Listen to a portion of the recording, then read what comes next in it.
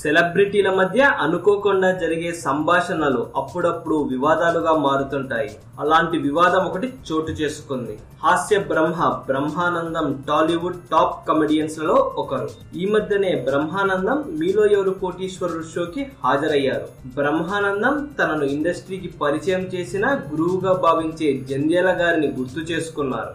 చిరంజీవి కూడా జంధ్యాల గారితో సినిమాలు చేసి ఉండటంతో ఆ షోలో ఇద్దరి మధ్య జంధ్యాల గురించి కొద్దిసేపు చర్చ జరిగింది.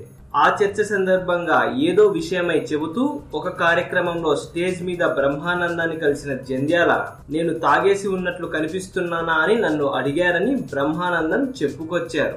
ఇదే ఇప్పుడు వివాదంగా మారింది. ఈ మాటలకు జంధ్యాల భార్య అన్నపూర్ణ తీవ్ర అభ్యంతరం వ్యక్తం చేశారు. తన భర్తకు మందు తాగే అలవాటు ఏమాత్రం లేదని, ఇది తెలిసిన వెంటనే బ్రహ్మానందానికి ఫోన్ చేసి ఇలాంటి అబద్ధాలు మీరెందుకు చెబుతున్నారు, అలా మాట్లాడడం తనను బాధించిందని చెప్పారంట. బ్రహ్మానందం చాలా మంచి వ్యక్తి, ఇలా ఎందుకు మాట్లాడారో తనకు అర్థం కాలేదంటూ వాపోయారు. అసలు జంధ్యాల భార్య అన్నపూర్ణ ఈ కార్యక్రమం చూడలేదు. ఆమె కూతురు చూసి ఈ విషయం ఆమెకు చెప్పిందట.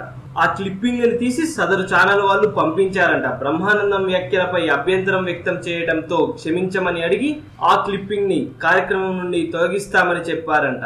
అలా బ్రహ్మానందం మాట్లాడిన మాటలు వివాదంగా మారాయి. సెలబ్రిటీలు జ్ఞాపకాలు గుర్తు చేసుకునేటప్పుడు కూడా జాగ్రత్తగా వ్యవహరించాల్సిందే అని ఉదంతం మనకు తెలియజేస్తోంది. ఈ వీడియో కనుక మీకు నచ్చినట్లయితే లైక్ చేయండి, కుదిరితే షేర్ చేయండి. ఛానల్ ని సబ్స్క్రైబ్ చేయడం మాత్రం మర్చిపోకండి. మరిన్ని ఇంట్రెస్టింగ్ అప్డేట్స్ తో మీ ముందుకు వస్తాము.